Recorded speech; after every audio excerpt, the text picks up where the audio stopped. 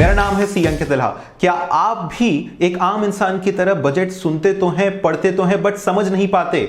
तो सिर्फ जानकार नहीं, ज्ञानी बनिए और ये जानिए कि आखिर बजट कैसे करके बनाया जाता है। हम आपका स्वागत करते हैं अपनी बजट की पाठशाला में, लिल्हा एजुकेशन सेंटर के चैनल के साथ। अगर आप पहली बार जुड़ रहे हैं तो इसको सब्सक्राइब करके रखिएगा।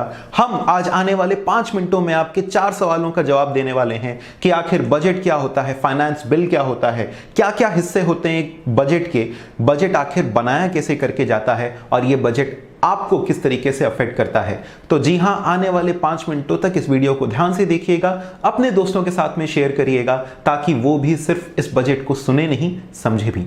तो चलिए शुरू करते हैं। तो सबसे पहला क्वेश्चन है कि what is exactly budget and finance bill. Budget और फाइनेंस बिल क्या होता है? देखिए, बजट से यहां पे हमारा मतलब है यूनियन बजट से। बजट सेंट्रल लेवल और स्टेट लेवल दोनों पे तैयार किया जाता है। तो जो केंद्र सरकार तैयार करती है, सेंट्रल गवर्नमेंट प्रिपेयर करती है, हम लोग उसे कहते हैं यूनियन बजट। क्या आपको मालूम है, पहले हमारे यहाँ पे 2 बजट्स बनाए जाते थे, रेलवे का बजट अलग and the other things were prepared separately. लेकिन अब सिर्फ एक ही यूनियन बजट प्रिपेयर होता है, रेलवे बजट को अलग से हटा दिया गया है।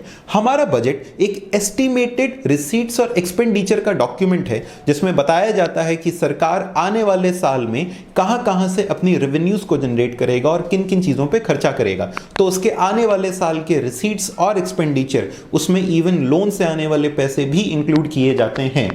ये कितने समय के लिए प्रिपेयर किया जाता है? तो हमारा बजट 1 साल के पीरियड के लिए प्रिपेयर किया जाता है। तो ये बजट प्रेजेंट किया जाएगा ऑन 1 फरवरी।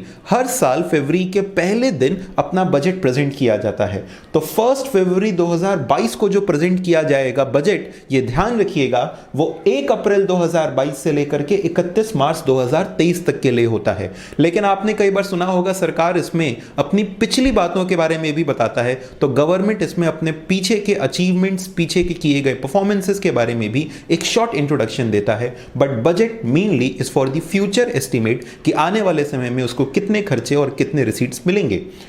ये बजट हमारे फाइनेंस मिनिस्टर प्रेजेंट करते हैं। करेंटली जो हमारी फाइनेंस मिनिस्टर हैं श्रीमती निर्मला सीतारमण जी, वो हमारा बजट प्रेजेंट करेंगी। अच्छा, इस बजट में जो आप सुनते हैं उसका नाम होता है बजट स्पीच। लेकिन क्या आपको मालूम है, सिर्फ वो स्पीच ही हमारा बजट नहीं है। बजट कुल मिलाकर के 6 to 7 डॉक्यूमेंट्स का एक लंबा चौड़ा सेट है जिसमें कई ढेर सारी चीजें आती हैं अपार्ट फ्रॉम बजट स्पीच। सो हम लोग उसके बारे में नेक्स्ट क्वेश्चन में जानेंगे। ये बजट पार्लियामेंट अप्रूव करता है, मतलब पार्लियामेंट में इसको प्रेजेंट किया जाएगा और फिर जाकर के लोकसभा राज्यसभा दोनों से इसका अप्रूवल होगा। ये बजट कौन प्रिपेयर करता है? तो हमारी फाइनेंस मिनिस्ट्री इस बजट को प्रिपेयर करती है। तो ये था जवाब इस चीज का कि हमारा बजट क्या होता है। फाइनेंस बिल बजट का ही एक हिस्सा है जिसके अंदर में टैक्स से जुड़े हुए सारे के सारे चेंजेस को बताया जाते हैं। तो फाइनेंस बिल और कुछ नहीं, बजट में जो भी आने वाले टैक्स के चेंजेस प्रपोज किए जाते हैं उसी का एक हिस्सा होता है। और जब इसको पास कर दिया जाता है तो यही आगे आने वाले साल में फाइनेंस एक्ट बन जाता है, जिससे हमको पता चलता है कि आने वाले साल में कौन कौन से टैक्स के चेंजेस हुए हैं। तो अगला सवाल है कि आखिर बजट के कौन कौन से पार्ट्स होते हैं। बजट सिर्फ वो हिस्सा नहीं होता है जो हम लोग सुनते हैं जब हमारी फाइनेंस मिनिस्टर खड़े होकर के बोलती हैं कि honourable speaker, I present before you the budget 2022-2023। सिर्फ वही नहीं, बजट के कुल मिलाकर के 7 to 8 पार्ट्स होते हैं। बजट के अंदर में आता है अपना बजट स्पीच, वो हिस्सा जो कि हमारी फाइनेंस मिनिस्टर पढ़ करके सुनाती हैं। दूसरा हो जाता है की टू बजट डॉक्यूमेंट्स, जिसमें एक समराइज वे में हमारे बजट के बारे में कुछ चीजों को बताया जाता है। बजट के की हाइलाइट्स, जिनके ऊपर में सरकार ने ध्यान दिया, जिन सेक्टर्स के ऊपर में ध्यान दिया गया।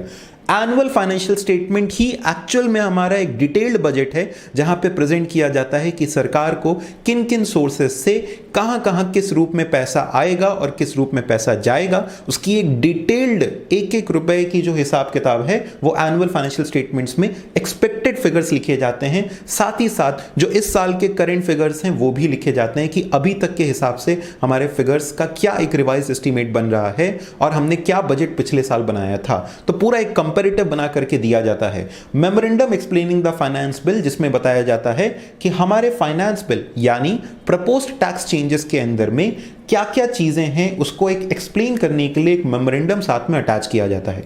तो फाइनेंस बिल हमारा प्रपोज्ड टैक्स चेंजेस का एक डॉक्यूमेंट होता है और इसी को समझाने के लिए एक मेमोरेंडम तैयार किया जाता है। जैसा कि हमने आपको पिछले पार्ट में बताया था कि फाइनेंस बिल भी अपने बजट का ही एक हिस्सा है। मैक्रो इकोनॉमिक पॉलिसी फ्रेमवर्क और मीडियम टर्म फिस्कल पॉलिसी, जिसमें बताया जाता है कि हमारी सरकार का मैक्रो इकोनॉमिक फ्रेमवर्क उसको लेकर के आउटलुक कैसा है, हमारी इकोनॉमी को लेकर के आउटलुक कैसा है, उनके क्या लॉन्ग टर्म प्लान्स हैं। साथ ही साथ बजट के अंदर में एक और चीज को इंक्लूड किया जाता है, हमारा इकोनॉमिक सर्वे भी साथ साथ में प्रेजेंट कर दिया जाता है, जिसमें कि बताया जाता है कि हमारी इकोनॉमिक सिचुएशंस करेंटली कैसी चल रही हैं। इकोनॉमिक सर्वे भी आपको बहुत जल्दी हमारे चैनल पे डिटेल्ड वे में देखने को मिलेगा। तीसरा बड़ा सवाल है कि आखिर बजट प्रिपेयर कैसे किया जाता है। बजट हमारी फाइनेंस मिनिस्ट्री प्रिपेयर करती है। सबसे पहले हम लोग एक एस्टिमेट लेना शुरू करते हैं सभी रिसीट्स का और एक्सपेंसेस का, जो हर एक डिपार्टमेंट करेगा। तो फाइनेंस मिनिस्ट्री हर एक डिपार्टमेंट से, मिनिस्ट्री से उनके एस्टिमेट्स को लेना शुरू करती है।